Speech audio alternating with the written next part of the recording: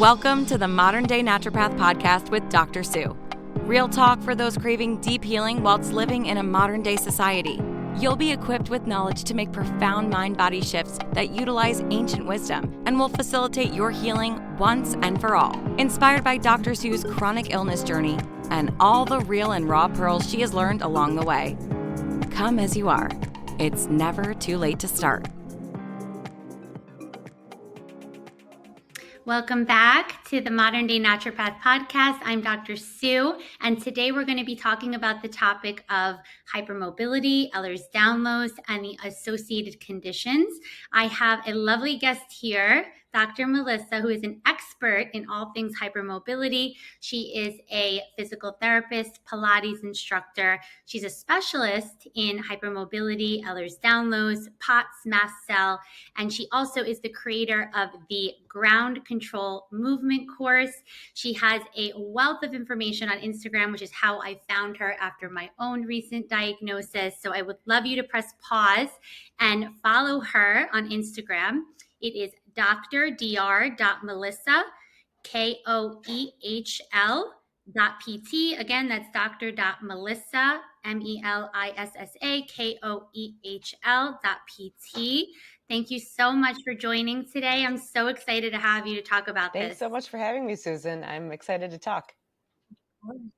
I know. I'd love to share a little bit more about your journey in diagnosing yourself with hypermobility. Did you know what hypermobility was? Did you just have a myriad of symptoms and you were wondering what's going on with me? And I'd love to know how you got into this space, and then we'll talk more about what actually these conditions are for people who are not aware of them. Oh, sure. Yeah, I'm happy to talk about it. It was definitely a journey that I had to figure out myself, a large part of it. And that's why I came to this space, to wanting to help other people make that journey a little shorter.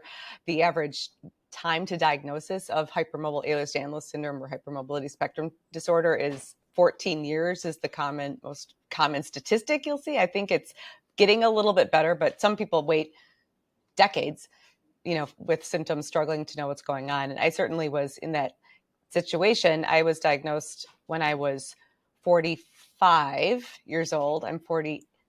How old am I? 48. 48. So I was only officially diagnosed a few years ago, even though I had suspected it for a while.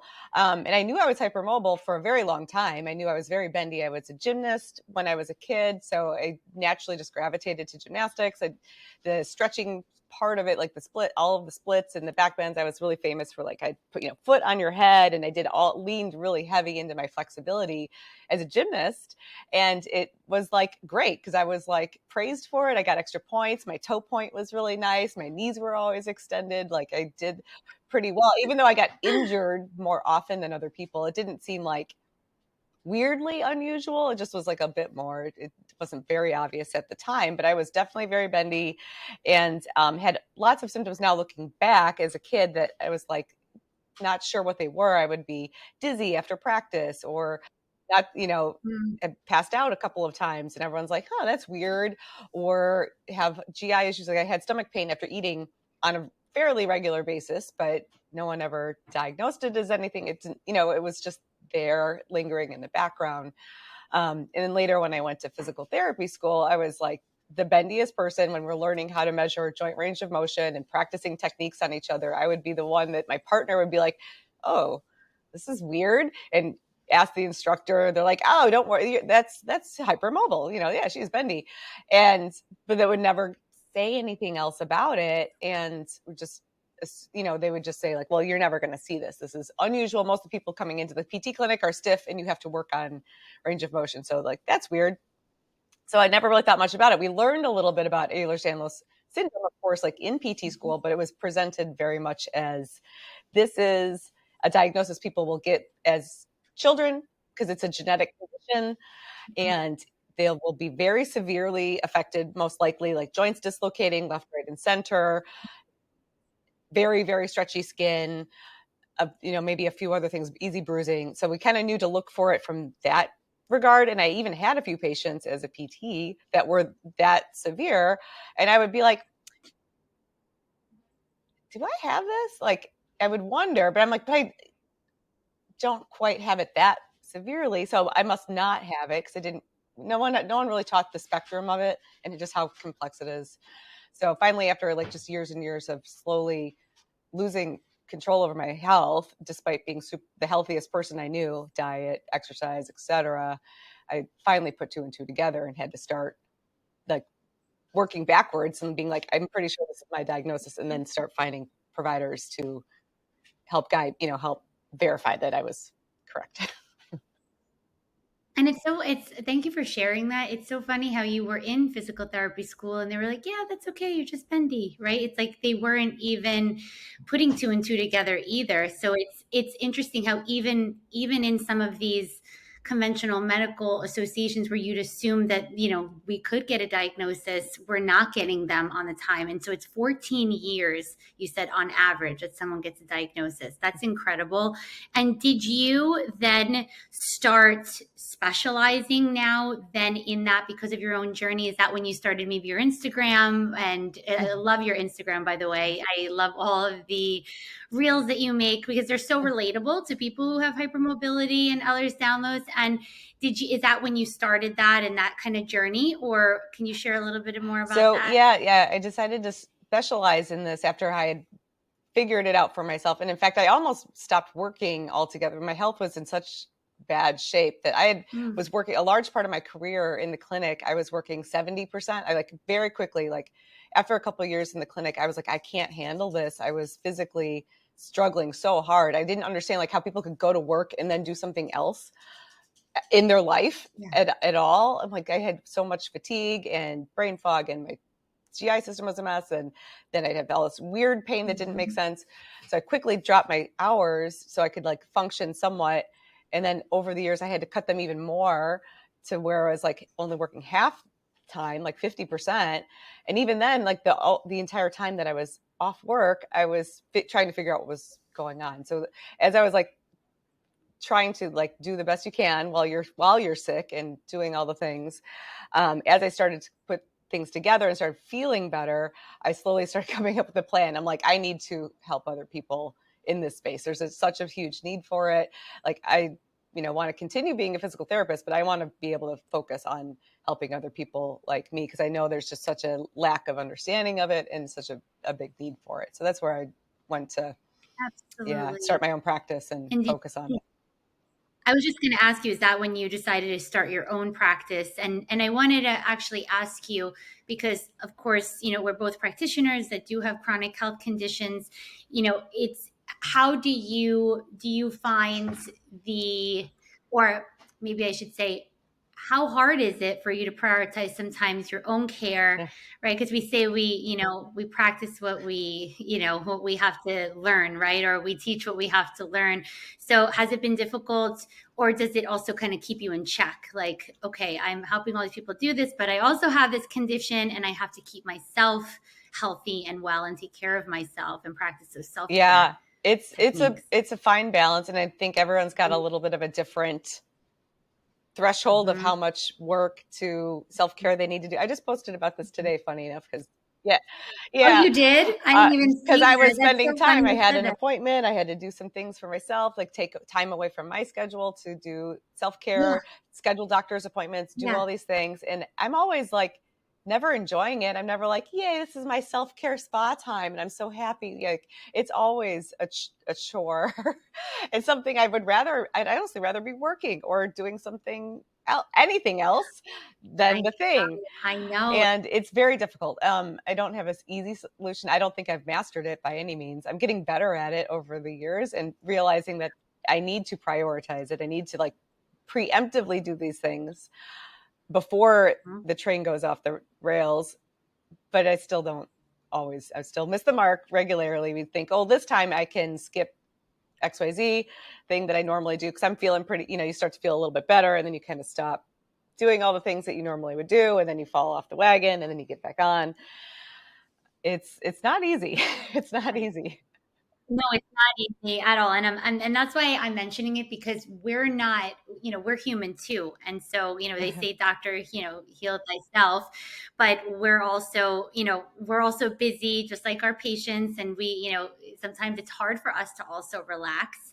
So I'm happy we're talking about that, because that's another big part of us healing through hypermobility is that nervous system regulation. But I want to make sure that we really share with the listeners what hypermobility spectrum disorder versus Ehlers-Danlos and how they can get confusing. I know you mentioned before, oh, the symptoms are not this bad, or I don't have this many, or it's not this extreme, so I must not have the thing, right? So can you maybe explain maybe a little bit, however you think is best for the listeners, about the kind of umbrella of Ehlers-Danlos and then what falls in there with the hypermobility and that it's a spectrum? Sure. Yeah, this is an excellent question. And in fact, the umbrella term of hypermobility spectrum disorder versus hypermobile Ehlers-Danlos syndrome in the research space and within the experts that specialize in this, there's a large discussion of, are these two things actually different at all? That's where the conversation is now, because they were separated from a diagnostic perspective when they developed the 2017 diagnostic criteria for hypermobile Ehlers-Danlos syndrome.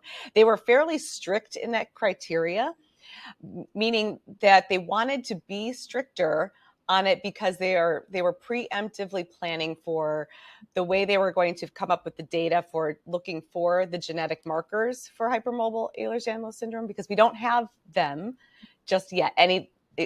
There's some research like starting in that direction. We have a little bit more information than we did when they came up with the criteria, but ideally, like what the thought process is that we'll be like fairly strict with the HEDS diagnosis so that when we're looking for the genetic marker, it's a little less heterogeneous of a pool of people, right?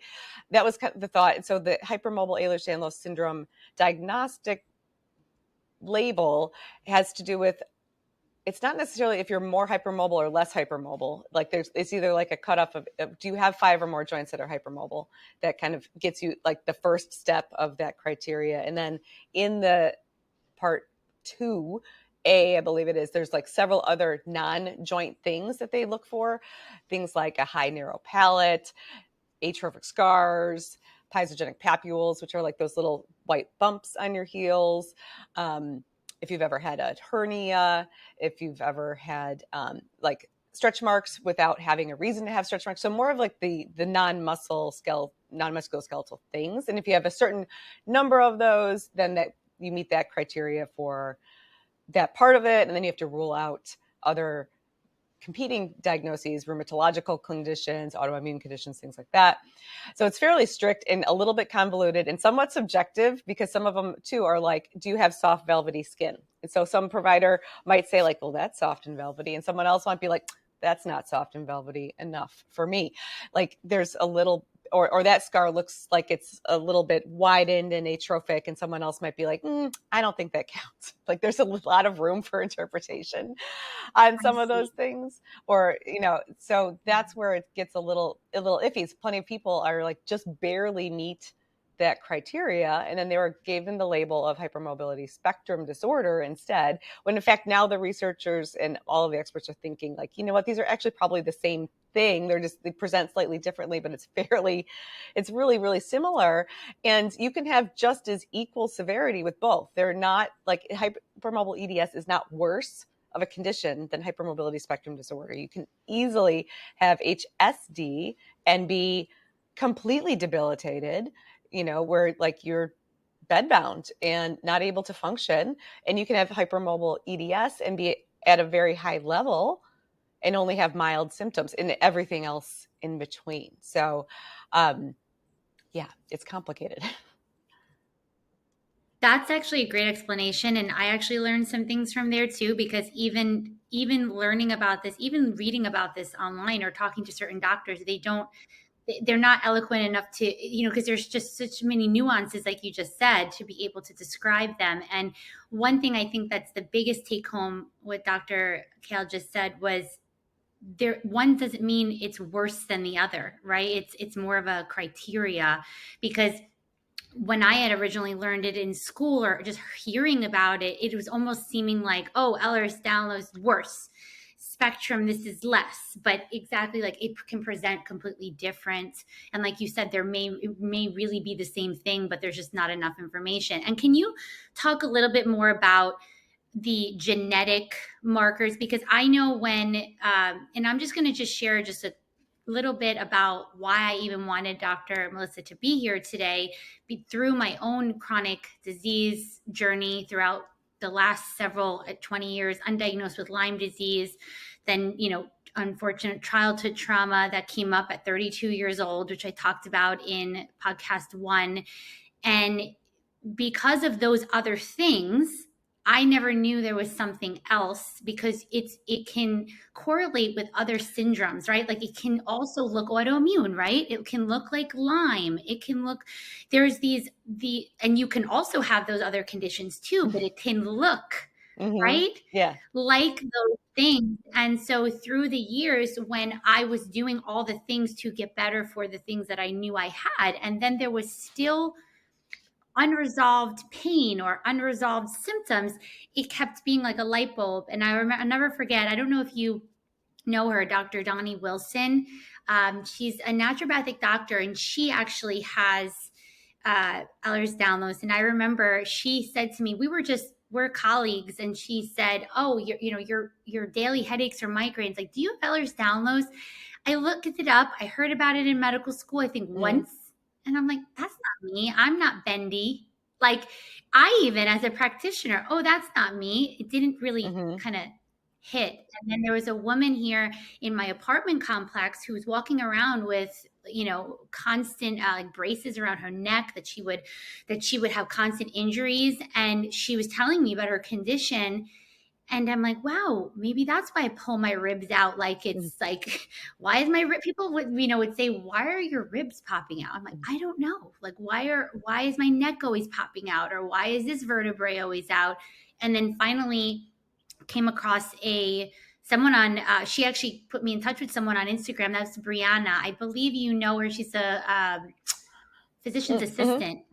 So Brianna, she's physician's assistant in California, and she specializes in basically a Cucchiara, hypermobility, at least diagnosing it. And by the grace of God, she literally did a Zoom video with me and was able to tell me, hey, this is hypermobility spectrum disorder.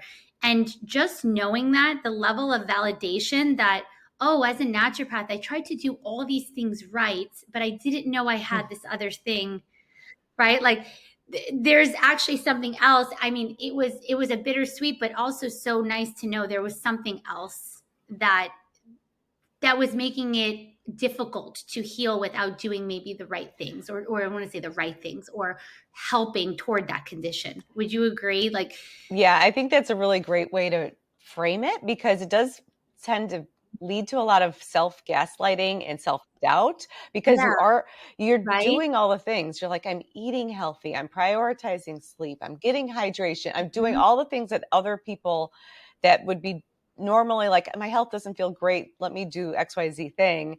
And they're like, and I feel better. And you're like, but I'm doing all of that. And like, why is this so hard? And you do start to doubt yourself. And then you're going to providers and they're like, have you tried sleep? And you're like, yes, in fact, I have. In fact, I'm sleeping 10 hours a night, actually. Yeah, So I quite literally had a diagnosis of overwork at one time. The doctor was like, have you considered you're working too much? I'm like, lady, I am working 20 hours a week. That's it. And trying to figure out what's wrong with me the rest of the time. I don't think I'm overworked. So it does become very challenging when you're like, what is wrong? And then you doubt yourself. You're like, is it me? Am I just thinking about this too much? Am I making myself worse because maybe I'm obsessing about it or something? Like, maybe I'm thinking about it too hard, or maybe I'm depressed and I don't know it. Or like, it really does a number on you to like not have some explanation. But when you start to put things together, that I don't know who coined the phrase, but it's really famous in the EDS community, when you can't connect when you can't connect the issues, think connective tissues. Oh, wow. And that's like, oh, right. And it starts to make sense. It doesn't like change anything in that moment. You're not like, well, click here. Well, here's this one pill I'll take, or this one supplement, and it'll fix it. But it just at least gives you, like you said, that validation of like, well, no wonder this is harder. No wonder I am not responding as easily. Like my whole body, my connective tissue has an issue. It's depending on what type of EDS you have or exactly which type of connective tissue, but it makes sense why this is a little bit more of a struggle. So you kind of like are kinder to yourself, a little more gentle to be like, okay, it's not my fault. I'm not crazy. I'm not making it up. Right. Because you finally had some validation of this is what it is. And a patient just said to me yesterday, do you think I might be hypermobile? And it's like, it's so interesting because the more I talk about it, and I actually never even talked about that with her. And the Angela will come across like pages like yours. And I actually sent her your page and I said, read through this, tell me what you think. And she said, it's nice to know that there are actually people who can live a life with, with having potential support. Like some people think it's just like this absolute curse. And then, there's never any help because there's a genetic component or, they think that there's never things that we can do. So I also wanted to talk on, do you feel like through your work, you've seen people who, once they did get the diagnosis through whether it be your work or supporting their body in other ways, you've seen people, just to give some people hope, because some people hear this diagnosis and it makes them pretty depressed, but knowing there are things, while it may be more difficult and they might not always be easy and it may not be a one-stop shop for one thing that you're going to do, maybe a combination, but can you maybe speak to, the hope in that there are things that people can do for this? Yeah, 100%. Support. I would say the vast majority, like way more than majority of people that I work with, that I work with one-on-one or that I talk to through my social media and things like that, once they are aware of the condition and start addressing all of the co-conditions associated with it with the appropriate people that are knowledgeable about it, most people make improvements. That is by far the rule. The people that do get worse, there are things that, everyone's different. There are situations where things get worse as things change in your life, trauma, either illness, things, emotional trauma, medical trauma. And, there's like bumps in the road for sure. And there can be downplays. Hormonal changes make an impact on things where it's up and down. It can be, but in general, I see a trend towards improvement and sometimes massive improvements once you know how to address it. So the idea that there's nothing you can do is completely wrong, because all of us that work in this space see it all the time. We see people getting better. It's not easy and it's complicated. And most people that want to work in this space, I will say, usually have this condition because it's so complicated. Not many people are interested in going into it unless they are deeply invested into it personally, either from having it themselves or having a really good close experience with someone that they either in their family, or they just really are exceptional humans and are like, I want to dive into this very complicated problem. But it does tend to get better with the right approach. Not necessarily like it goes from 0 to 100, but it can it can absolutely get better. And I have heard exactly what you're saying, where people feel very defeated in a very short doctor's appointment that with someone maybe that isn't as skilled at approaching the topic or being, choosing their words in a helpful way. They might just be like, oh yeah, well, it's genetic. There's nothing you can do. And what? Obviously can't change your genetic makeup, but there's a lot you can do to support your body and help it function as good as possible. Yeah. Exactly. Thank you for sharing that. I know, because it's not an easy thing to get diagnosed with. And I wanted to also ask you, do you feel the people who get diagnosed earlier in the process have better outcomes for their health because they had tools to work on this earlier? Or do you feel like it doesn't really matter where you're diagnosed as long as you are? What do you feel like in the diagnosis process? 'Cause 14 years of not knowing could cause a lot of, this buildup of things that you could have done and the body could have been supported. So can you share a little bit about early diagnosis versus late? I'm really passionate about this because I have a gut feeling that early diagnosis could be helpful. We do not have any research to support this. We don't have anything because we just, the data from a scientific perspective, we don't have many studies that say, hey, people who were caught early do this, have this sort of projected outcome. People who are caught later have this. We do not have that information. But anecdotally, from talking to people who have had the luck of being younger when being diagnosed. I've heard many, many times that those individuals are like, I was able to handle this so much better. This is like, I knew what to do. I knew how to I got help from therapy right away. The first sign of this thing that came up, I was able to find providers that were aware of EDS, and that definitely gave me a leg up. It didn't stop it from happening necessarily. I didn't necessarily like, oops, I had a dislocation and it happened, but I was like, I had that awareness of this is why and how I can support myself, and that helped them along that journey much better. I've definitely heard that many, many times, and it makes sense. Like, I just know for myself personally, if I had known the things I know now, I would have saved myself years of like all those years that I was barely working and considering just leaving the workforce entirely. I would have avoided that completely because now I know I've got everything. I got my life together. I can handle it. It's not easy, but I can do things. Like, I could have avoided. I know I could have avoided all of it.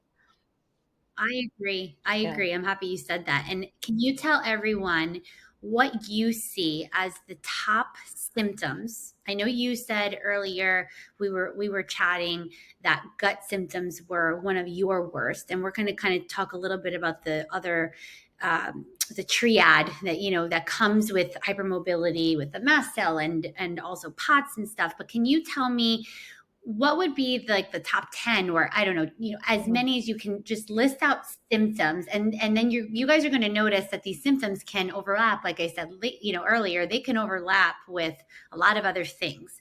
And sometimes you have those other things too, which makes it even more complicated, right? So if you were to say the most common symptoms you're hearing in your patients or Instagram followers regarding anyone who has either Ehlers or spectrum disorder. So pain is the biggest one, pain that is easily injured, or pain after exercise in particular, where like it seems unusual, not just like, hey, I happen to have, like, everyone as a human being, like everyone has pain. Everyone's had some sort of injury or some sort of pain. So it's just a little bit disproportionate to either the activity that was done, or it's more happening more often, more body areas, harder to manage that pain or get it treated appropriately. Pain after exercise in particular is like a big one that I hear, where it's like, I felt fine during, but I get these flares afterwards that are kind of confusing to the person, and even to like maybe a physical therapist, where it's like, that's interesting because you were fine when you were here. And trying to piece out what happened after the fact. So pain is a big one. Headaches, migraines, those are also extremely common, especially because like of the pain areas, like the neck is one of the most common areas that kind of overlaps with different types of headaches. Fatigue is a huge one, absolutely huge. And I know that overlaps with a lot of other conditions too, but it's really severe fatigue, not just like I'm tired, but like you're wiped out, where you have post-exertional malaise even to a degree, do activity, and then you're stuck in bed for a couple of days with fatigue. GI issues are a huge part of it. And they're generally there's lots of different ones, but they tend to be written off as IBS, just general functional bowel issues that, again, they see a standard GI specialist. They're like, endoscopy, colonoscopy looks good. Off you go. GI issues are huge. The mast cell disorders are also extremely common, which present in like a wide variety of ways.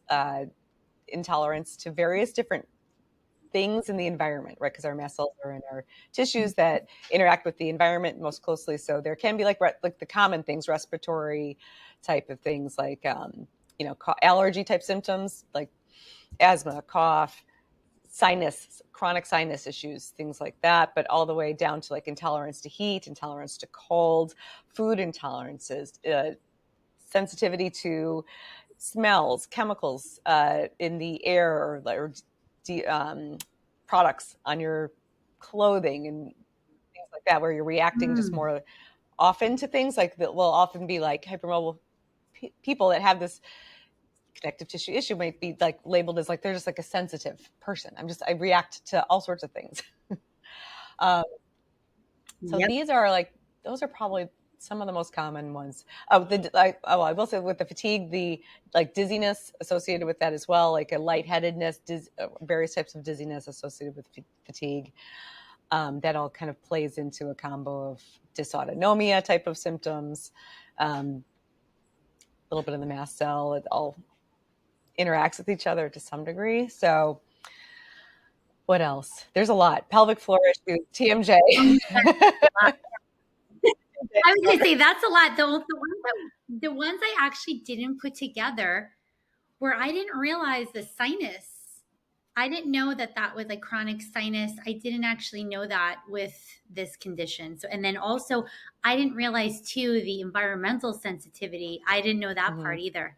That's super interesting. And it's funny because I get the most sensitive patients in the world. And now I'm going to probably diagnose even more people, right? Because there are these underlying, no matter, like they can take one drop in a water bottle and they're reacting to something. That's how slow I have to go with some of my patients who are really sensitive. And I want to ask you too, do you see a lot in your either patients or followers? I'm seeing a lot of Lyme patients who also have this. Do you think it's because this is my situation? Do you think it's because of immune kind of dysregulation of some sort? Do you think that I'm trying to still figure out the connection between Lyme disease and also hypermobility. And I'm trying to do more research and why maybe we're more susceptible to, if we were get bit by a tick, why are we so severely affected versus someone else, right? So I have a lot of patients who got bit by ticks and have zero symptoms. And then I have people who get bit by ticks who have a million symptoms. And I know a lot of the patients who have a lot of symptoms, I have a lot of trauma that I have to work through with them and stuff like that. But now there's this underlying connection perhaps between the Lyme, because now almost every patient I have who has hypermobility, I think also has Lyme disease based on their labs. So do you have anything to shed on that? I wish I had a great answer for it, because I don't talk about it too much on my page because I don't know how much it influenced me personally, but I also had a Lyme diagnosis that was verified with a Western blot. I got a call from the CDC and everything saying, hey, did you know? And I'm like, I don't remember getting bit by a tick. I'm sure I did. I live in the Midwest. I'm in Chicago. So I'm sure I went on a hike in the woods some point. And I don't know how much of that influenced my symptoms or not. I'm sure it plays a role 100%. And you probably know more than I do. Like Lyme is hard to find on a blood test because it's in your tissues. So it has to influence if our connective tissues are already compromised to some degree, that has to have some impact on that, and which part of your body that influences is probably going to be different person to person. But I do think there's a big overlap to all of this, and the immune part of it, perhaps the mast cell activation disorder, the gut microbiome, the potentially the interplay of like leaky gut, those kind of things seem to all be interrelated. And there's actually one physician who's excellent about this, has I believe it's like a Substack or a podcast about it, Dr.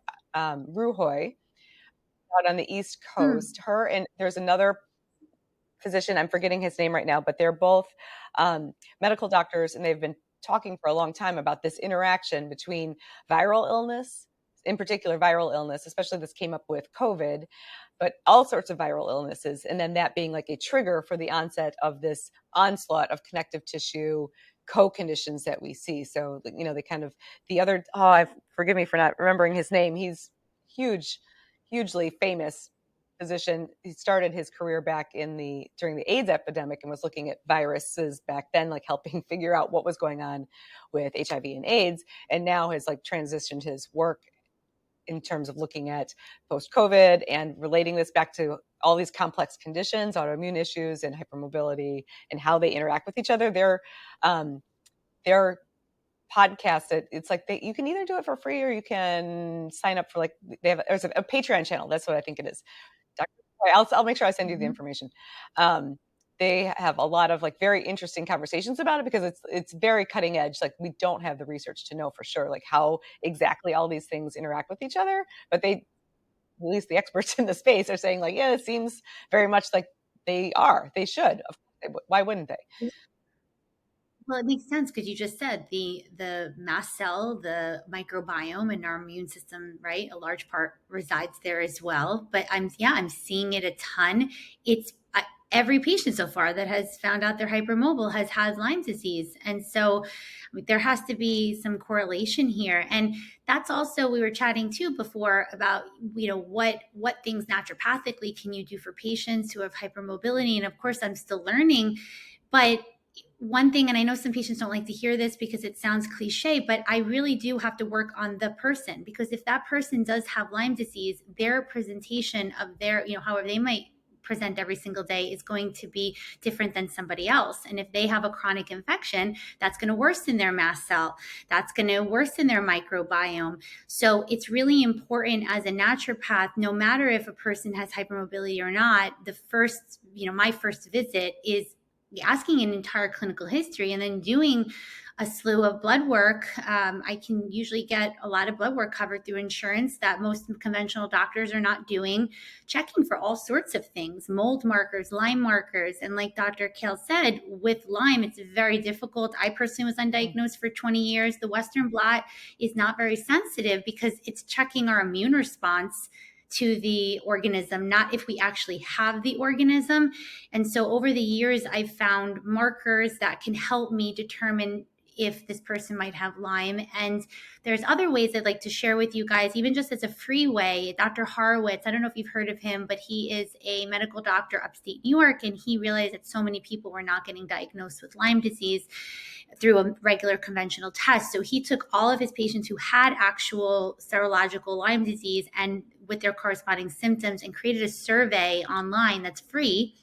And you can fill it out and it will tell you your likelihood of having Lyme, because at the end of the day, Lyme is a clinical diagnosis. If you're coming in with X, Y, and Z symptoms and you've ruled out other things, you can treat. But the point of me sharing this is that this is also finding out each individual's condition is treating hypermobility, because I just shared with you earlier, I have a patient now, we've been working together. She's been sick. She's 38 years old. She's been sick since she is 20. And in naturopathic medicine, we say for every month or year that you've been sick, it can take almost a month to recover if we're not using drugs.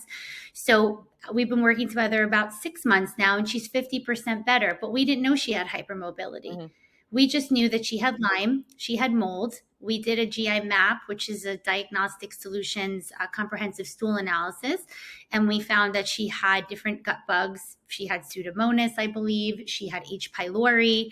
So it's important, I think, to find out what is in your body and then help, of course, support. Do we have to support the microbiome and replete bacteria that's low, or are we overgrown in bacteria? A lot of people, they'll read Instagram posts and they're like, oh, it sounds like I have candida, or it sounds like I have this bug, or I must have H. pylori because I have heartburn or burping. And then I do a stool test and that's actually not there at all. And if we were to just guess, yeah, where then let's just say they have a microbiome that's completely deplete and they have no candida, and we give them a bunch of candida things because we think, or supplements that we think that they have candida, they will actually get worse. So while there are absolutely things that you can do to support, of course, your gut microbiome without testing, like obviously eating good foods and polyphenol rich foods, dark pigmented berries and green leafies and all these good things, and fiber and prebiotics.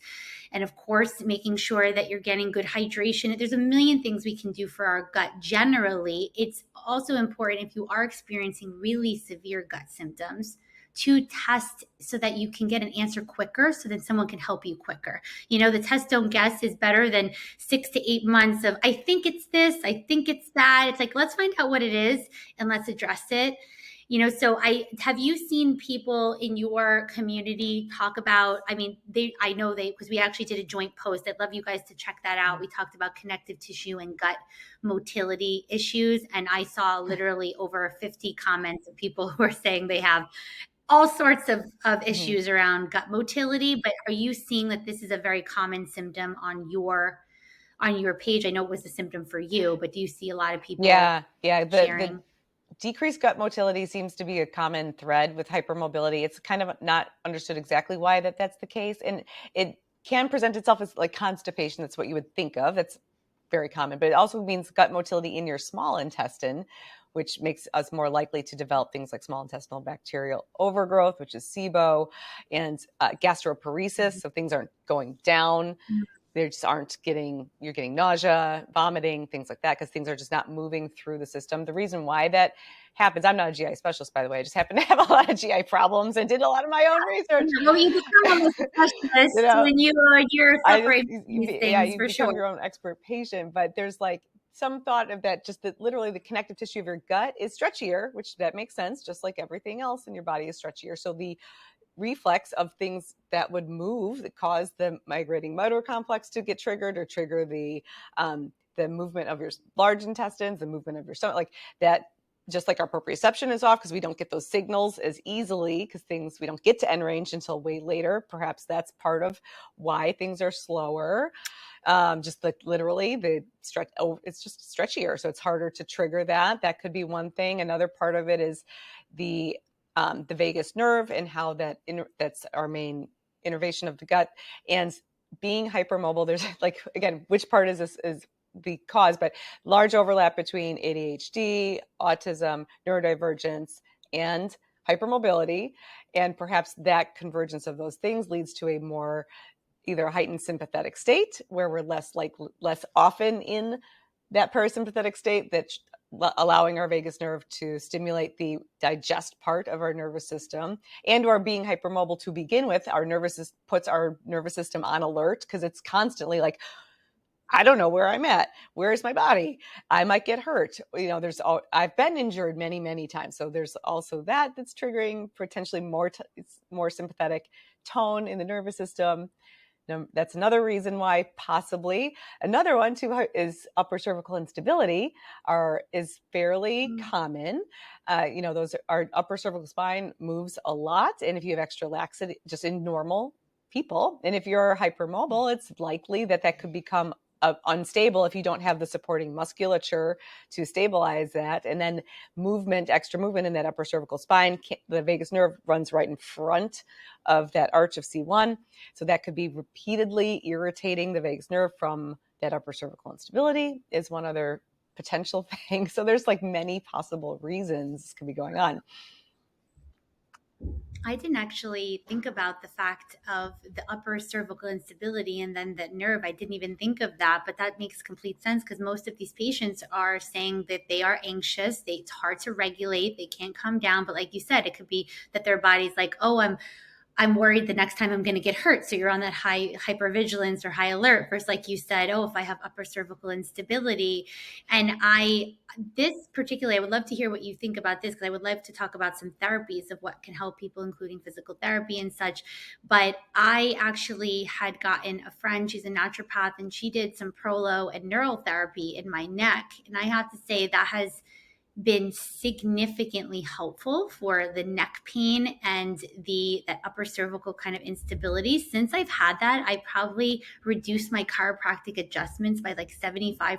I used to have to go to the chiropractor almost twice a week, and now I just go to a fascia therapist, and that's literally it, just who does like fascial counter strain. Have you seen anybody, so a few things, have you seen anybody do, because this is a new area that I didn't know much about fascia. I know fascia work, but fascia counter strain is supposedly a subspecialty of fascia work that I learned about. Have you either heard about that, or have you seen anyone doing prolo or neural therapy for any of these things so far? Because this is kind of like a new territory for me, and I just said I'm trying it. Yeah. So 2 questions there. So the fascial counter strain is a newer, to me, technique. I think it's been around for a while, but it's starting to grow in popularity. Right? There's only in Chicago, there's only a handful of people, like there's like one clinic that does it there downtown. I have not made an effort to like figure out where I'm going to park to go downtown, or do I take the train? Like, I want to try it. I'm like,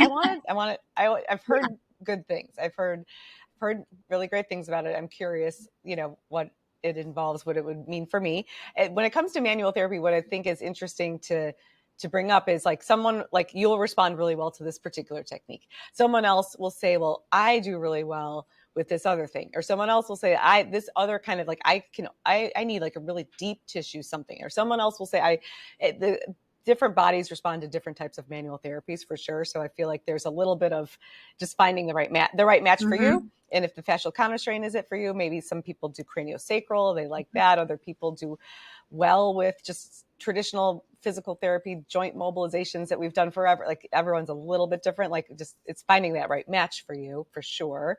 But I have heard good things about it. Like it's just a nice first perspective, because I think a lot of manual therapy up until this point, relatively recently, has been very focused on like specific muscles, specific joints, whereas the fascia work is just thinking a little bit more broadly, you know, on how that works. Myofascial release is another type of technique that's similar, that it thinks about the fascia. Craniosacral, I think, is more of a kind of like indirectly is working on the fascia too. So there's lots of ways that you can go about that. It's really important to balance that though with active treatment, because any kind of passive treatment is going to have its limits, because it's going to reduce muscle tension, reduce you know, the trigger points, pain in the fascia temporarily, but that pain and the tension is there for a reason.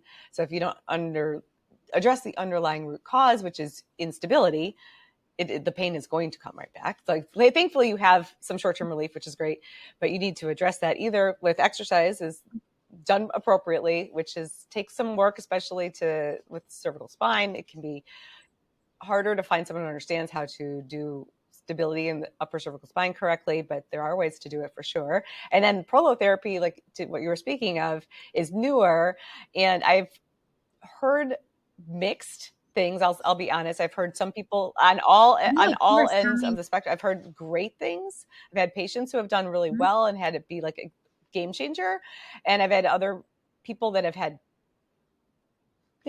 kind of nothing in between and or nothing. So it kind of, I think a lot of it, because it's so new, some of it depends on the skill of the person providing the injections, where they're doing it, if it's the right person, right candidate. Like there's a lot of details that need to be in place, but I think it's really promising for sure. But I would do your research before just jumping into any old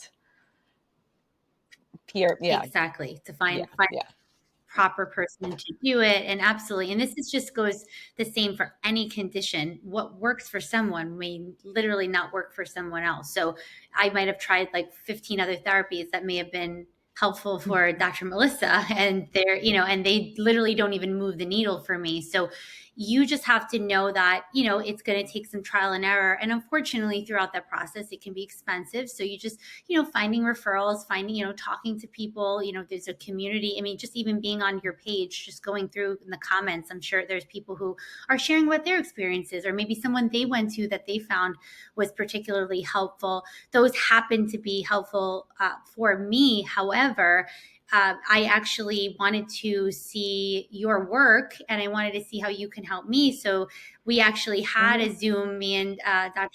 Melissa, we had an appointment so that she can show me, because just like she said before, the fascia counter strain, which is supposed to be really great for pain and obviously moving your lymph and all the other stuff, putting you into parasympathetic and such, and releasing the fascial restrictions. But I needed someone who could help me strengthen certain muscles and parts of my body where joints were being very hypermobile. Like, for example, my ribs that were popping out constantly. The pain can be excruciating, and it can be extremely expensive to have to go to a chiropractor 5 times a week to be able to pop your rib back in. And I will tell you, I want to share this. Since I saw you, I did not pop my rib back out. I continued. I did your exercises. Was I an A+ student? No, because I got super busy again with this. When we have our patients, and I was like, oh crap, I forgot to do this exercise today. But as soon as I remembered, I did it. So she gave me very specific, sensitive to me exercises that I can do with a resistant band. I got the contraptions she told me to get on our visit, and so far so good. So now to do that with combined fascial work may be my little magic combo, right? So there are definitely different things that you guys can do, but I also want to mention, I want you to actually talk more about your physical therapy work and how all of that can help with the challenges of being hypermobile? Sure. Yeah. Well, first of all, congratulations. I'm proud of you for doing your exercises, and I'm not surprised that it feels a little better. That's great. Although I will say I was a little nervous because anytime you hear back from the person the first time, even though you try your best to come up with the best, this is what I think is going to be the best starting point for you. Sometimes you're off by a little bit and you do need to make some adjustments. So be willing to work with your therapist if the first thing they send you home with ends up not being the exact perfect thing. Like there's a Yes, I just happen to be okay for this. Right. Usually I'll do something and then I pull something else out. So by the grace of God, there was no pulling out of ribs in the last 3 weeks. So I'm very, very grateful. Wonderful. So good to hear. And one thing that's a very general rule of thumb when it comes to therapy with hypermobility, what we often need to start with, and you might have noticed it when I programmed your routine, it was very, very gentle, extremely, like it wasn't 3 sets of 10, which by the way, I see people poo-pooing 3 sets of 10 all the time. And actually, I think it's a great dosage. I use it all the time, but for the right person. Mm-hmm. And when we're first starting and when we have hypermobility, when your proprioception is off, when your nervous system is potentially on high alert, we have a very high level of pain sensitivity, sometimes jumping in at a dosage that is designed for strength of, even though it's a tiny muscle, like jumping right into that tends to miss the mark and just overdo it for this population. It's just, as a rule of thumb, there's exceptions to the rule, of course, but when things are really irritable, if we dial things back to a very, very low intensity, small rep scheme, that does a world of good. Like regardless of how much you know about hypermobility, to any of my other movement pros out there, physical therapists, if you take just that one little nugget of information and just like look at the person in front of you and be like, hey, you look like a healthy young woman. Here you go. Here's some exercises to get you stronger. Is kind of your instinct. Like, I want you to get better faster. Here, do these things. You'll end up just going too far, too fast and having too much back and forth. It actually is faster to start very, very low with the goal in mind. Like, by the way, I'm not going to keep you here forever. Like, don't worry. Like, I think you're strong, you're resilient, you're all the things. You're going to be able to be lifting barbells, all the stuff. Hopefully, whatever it is your goal is, or whatever you want to hike a mountain, whatever it is, like we'll work your way to it if it's somewhat realistic, but we sometimes have to start so incredibly low. And that is hard for a lot of us. I feel like in hypermobility world, there's a lot of overachieving type people. I don't know what that is all about. Maybe it has to do with the neurodivergence or maybe being bendy, like leads you to being an athletics type of person, because there's pros to it for sure. There does tend to be like an overachieving aspect where people are like, oh, I'm going to do the thing. I'm going to really do it. And we overdo it. So it's like if we dial it back a lot, it does seem to help considerably. And we do have to think a little bit about those small, little tiny stabilizing muscles. This is something back when I first started working as a PT in 2001, there was a lot of research being done on our small muscles, like our multifidus and our transverse abdominis. And that research was super exciting at the time, and everyone got oh my God, this is the cure to back pain. And we started learning at a very detailed level, like using biofeedback and doing things like I used an ultrasound machine to look at people's transverse abdominis. We used biofeedback cuffs. We used all these things way back in the day to fine tune this stuff. And it's kind of fallen out of favor because over the years, the research, when they look at large scale research of people, not hypermobile people, just people in general that have pain, that fine tuning stuff has not looked any better than general exercise when they look at it at a large randomized controlled trial. So the movement is why waste time on this nitty gritty stuff that's not functional? It's getting people all in their head. I can't feel that muscle. Let's just move on to functional things, which in the general population, that definitely is the way to go. But there's this subgroup if we were to go back and retrofit those studies and grab the hypermobile part of it, which is probably 20% of all those people anyway, if not more, because they're people in pain, pull those people out and then start comparing, would they actually benefit more from this very nuanced approach, at least first? And we have some smaller studies to indicate that this is the case. And just from firsthand experience working with this population, that does seem to be a more ideal first place to start. Instead of just jumping right to let's just, pain, it's all, central sensitization, it's nervous system. Let's just like think about it in the right way and get you moving and get you back into the gym. Like that doesn't tend to work as well as starting, I know. Well, it's like less is more. And I see this every day with patients. Literally less is more. People think, I mean, I'm from New York, so we're all, like, most of my patients are New Yorkers, and they want, I mean, they're like, no, I want everything now and I want to do everything, I want the results yesterday. So, that's a very type A population, and they end up feeling even worse because they're just going too quickly. And so I love that there's the sense, like I knew there was sensitive, when I said earlier, sensitive dosing, almost like that's like how I would give, maybe instead of one dropper full of someone, it's a drop, that's your 10 sets of, or 3 sets of 10. 10. Yeah. 3 sets of 10, like that may be your formula, but I really think it's amazing how you're, of course, taking each therapy for each patient. It's the same thing as naturopathy, right? You're doing a unique treatment for them. In your course, do you help people who don't work with you one-on-one, the ground control movement course? Is that where you're kind of teaching them basic things like that? Yeah, exactly. That course was born out of a need because I couldn't reach all the people that have been reaching out to me for one-on-one. And there's a definite need for people to understand how to find their stabilizing muscles, how to work with their bodies in a very gentle way. So it talks them through that entire process and how to deal with pain flares as they come up, how to build their own individualized program the best that you possibly could through an online course. That's like, I'm guiding people through how to more or less either be their own therapist to some degree, like learn, because we have to learn a little bit more about the body and how it works. So it's like you start to get the tools to understand, like, these are how you activate these specific muscles. These are how they work. This is how it fits into function. This is how you can kind of address things so that when issues pop up, you're not stuck like, oh my gosh, I don't know what to do, because I have to wait X amount of weeks to get into the therapist or see the doctor first and get a referral and blah, blah, blah.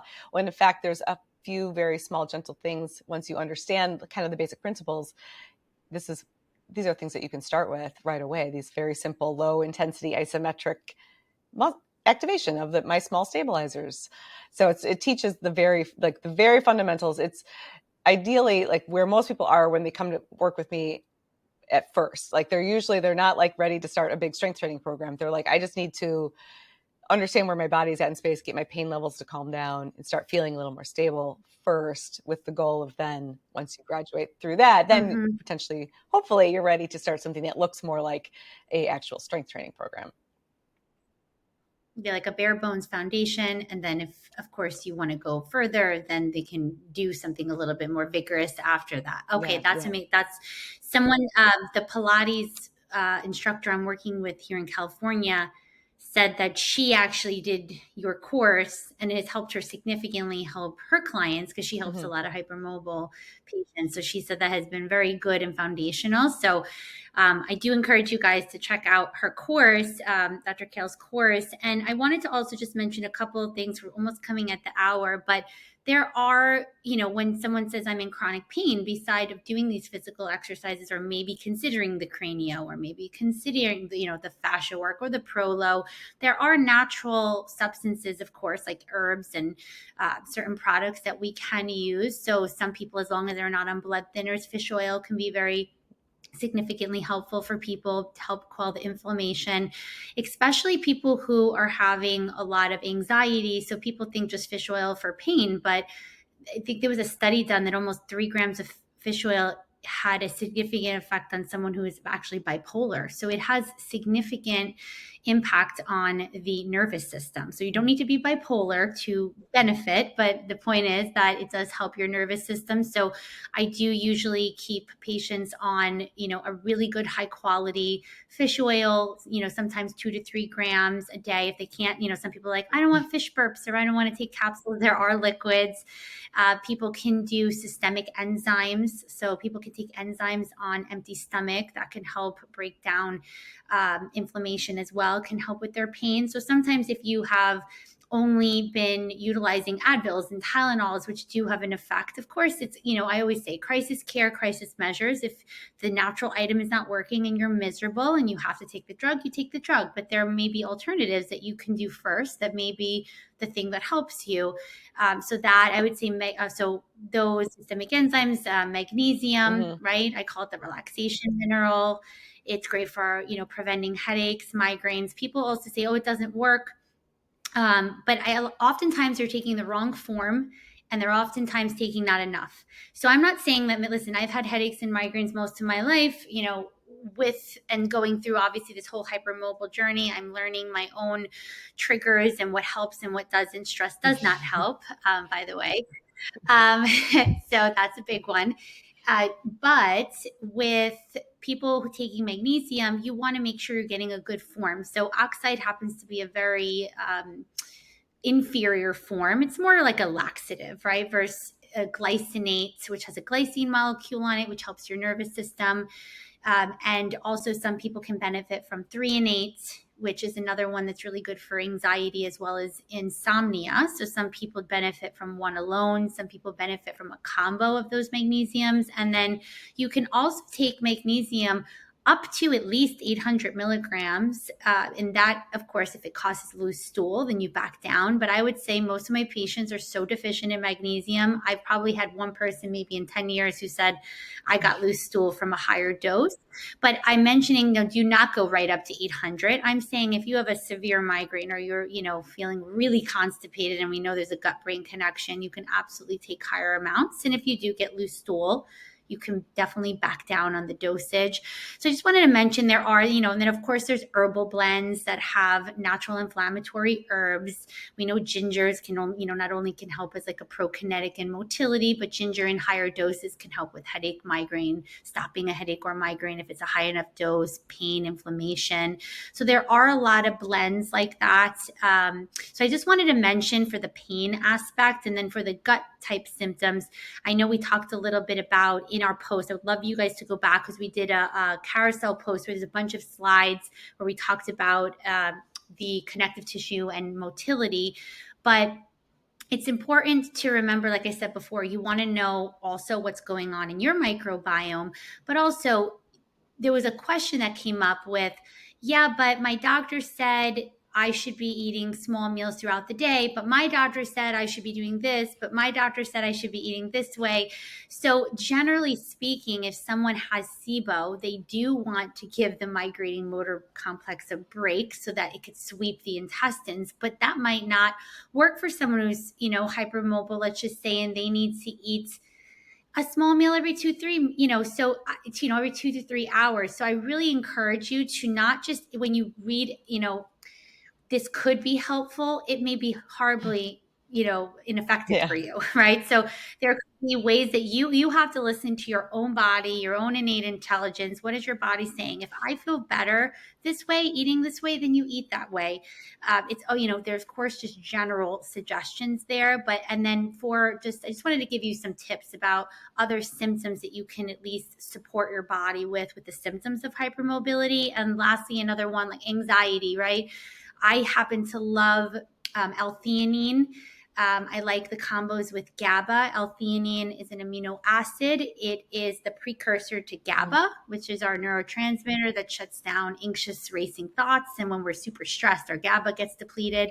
So it actually comes from green tea. So people can take theanine throughout the day. My mentor in New York always says that she's like, I'm going to pour it in the water supply here in New York to calm everyone down. So we could give people divided doses of theanine throughout the day. People can start with 100 or 200 milligrams. Of course, you could discuss all of this with your doctor because I'm not your personal doctor, but theanine happens to be very helpful because it supports the nervous system. It kind of takes that edge down, right? So it's really, really great to even help you go to sleep at night. It helps just give you that calm kind of energy that you're kind of focused, but you're not falling asleep. So theanine is helpful. GABA, there's combinations between theanine and GABA. You can do a GABA-theanine combo and then with a MAG, right? So these combos can really help calm your nervous system. I love Rescue Remedy, homeopathic spray, which you can use when you're feeling really nervous about anything, an upcoming doctor appointment, a presentation, if you have shock or loss or grief, or you need to fall asleep. Those are flower essences. So I just wanted to mention some products that I find helpful for some symptoms of people who are having hypermobility. And then I know we are at our close. I want to ask you, is there anything else you feel like we didn't touch on that's really important? Any last notes, as well as any questions for me that maybe you feel your audience would like, or any closing comments? It has been so incredibly helpful. People are going to absolutely love this. It's so full of amazing information. Oh, wow. Like last things, I guess my main thing I'd like to drive home is the idea that you're not crazy. You're not making this up. You're not being overly sensitive. If you are suspecting that this is what's going on with you, obviously we can't, there's other things it could be, and you want to be thorough and look at everything, because you are allowed to have more than one thing going on, of course, by the way. But you're in a good space here once this community is growing of people that are aware of EDS and hypermobility. And the more information that we have, the more everyone's been freely sharing it. And there's a lot that there is a lot that you can do. And if it's feeling like it's taking a lot of your time and energy to take care of yourself, I mean, I want to validate that it does take a little more time. It doesn't always have to be like everything in your whole life, and it can get better, and you get better at it. The more you go, the more you learn. Like you're saying, everyone's individual, and like what supplements they need to take, what movement practice they need to do, what manual therapy, what providers are on your team. Like this all is a process that takes some time, and it can get better over time. But if it's one of those things that you're allowed to take that time. Like if you need that permission to be like, hey, I need to have this me time. I need my self-care. Having a hypermobile body that has connective tissue issues, it often does take a little bit extra, and it's okay. Like there's a lot of us out there that are doing the same thing. We're all just doing the best we can, and it takes the time that you have to take. So, give yourself that grace to like sit with it and figure it out. It's not going to happen overnight, but it will get easier. Yeah. Thank you so much. Thank you for giving people hope. Thank you for sharing about a topic that's not spoken about enough. You are such a beautiful light in this world of hypermobile humans. I'm so thankful to have you on today. So go follow Dr. Melissa again on Instagram, dr.melissa, KOEHL.PT. Do you have any other place you'd like to send them? Is that the main place, a website? Yeah, Instagram is great. My website's Chimera Health. Perfect. Thank you so much. It was a pleasure having you. I'll see you soon. Thanks so much for listening to Modern Day Naturopath Podcast with Dr. Sue.